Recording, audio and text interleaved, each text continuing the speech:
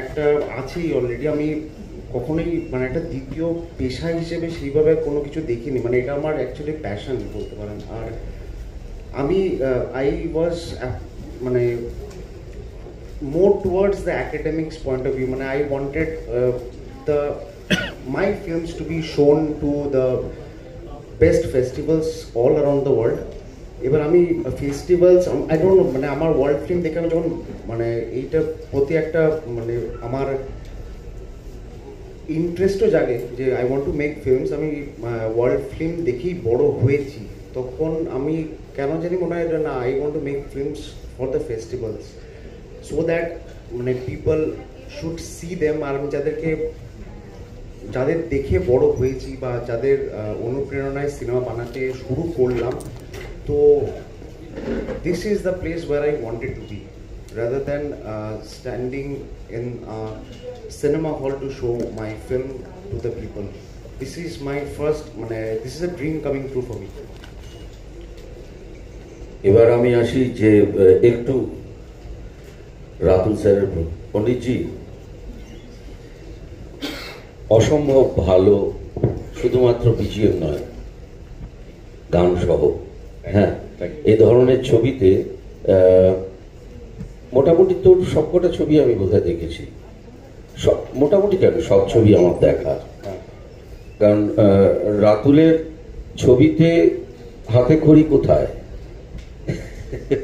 যার ফলে ওর প্রতি আমার একটা দুর্বলতা আছে, কারণ ও আমার প্রথম ছবির গান করেছিল, যার ফলে আমি ওর সমস্ত কাজ ও আমাকে জানায়, কিন্তু ও জানানোর আগে আমি সেটা দেখে বসে থাকি।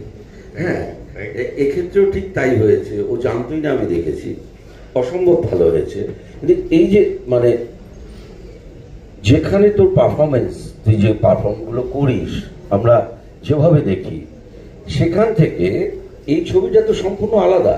এবং তুই এতদিন পর্যন্ত যে ধরনের ছবি করেছিস তাতে যে অর্কেস্ট্রেশন ছিল, এই ছবিতে সেই অর্কেস্ট্রেশন নেই, ভেঙে বেরিয়ে নি।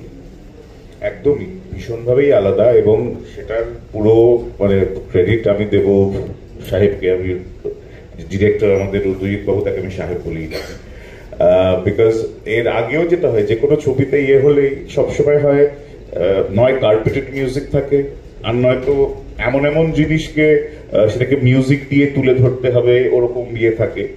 এটা শুরু থেকেই উই হ্যাড ডিসাইডেড আমরা করবো না, অ্যান্ড সেটাই মানে সাহেবের ইয়েটাও ওয়াজ ভেরি ক্লিয়ার, এবং আমাদের আন্ডারস্ট্যান্ডিংটা খুব পরিষ্কার ছিল যে will keep it as minimalistic as possible.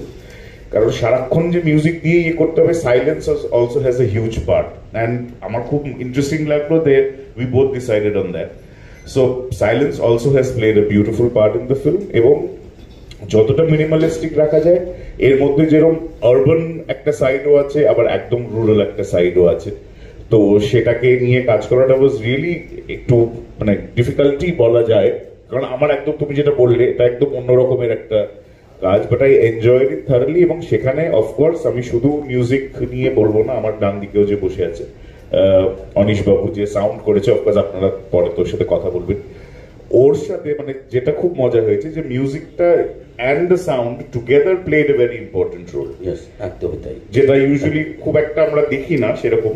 তো but he has done a wonderful job, and of course I want to thank Shahid for giving me the opportunity to be a part of such a beautiful film, and we just tried and gave our best. এবার বাকি তো আপনারা দেখবেন, যারা দেখেছেন, যারা দেখেননি please দেখবেন, and your verdict is what matters most. Thank you.